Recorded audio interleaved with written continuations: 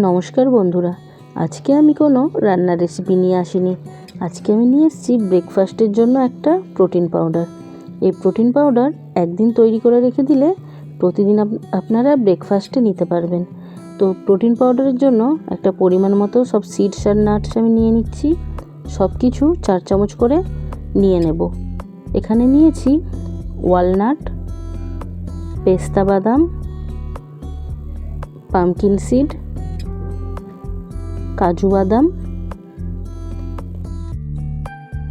Sunflower seeds, চীনা বাদাম আর নিয়েছি ওটস।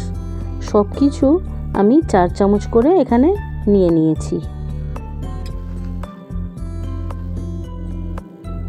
এবার আমি শুকনো খোলায় সবগুলোকে একসঙ্গে ড্রাই রোস্ট করে নেব।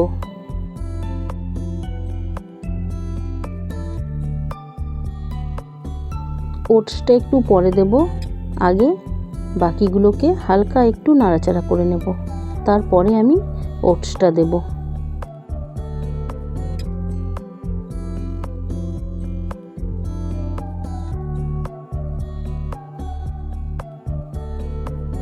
এবার আমি এতে ওটসটা দিয়ে আরও কিছুক্ষণ নাড়াচাড়া করে নেব।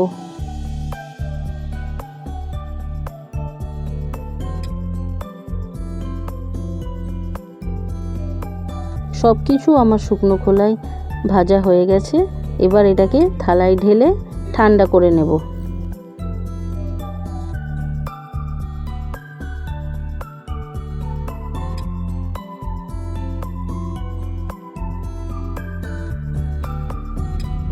এগুলো এবার ঠান্ডা হয়ে গেলে একটা মিক্সার জারে সবগুলোকে দিয়ে গুঁড়ো করে নেব। গুঁড়ো করে নিয়ে এই পাউডারটাকে আমি এয়ারটাইট কন্টেনারে রেখে দেব স্টোর করে।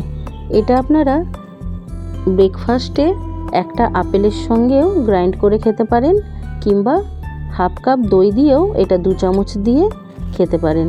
এটা শরীরের পক্ষে খুবই উপকারী, স্কিন অ্যান্ড হেয়ারের জন্য ভীষণ উপকারী, আর হেলথের জন্যও খুবই ভালো।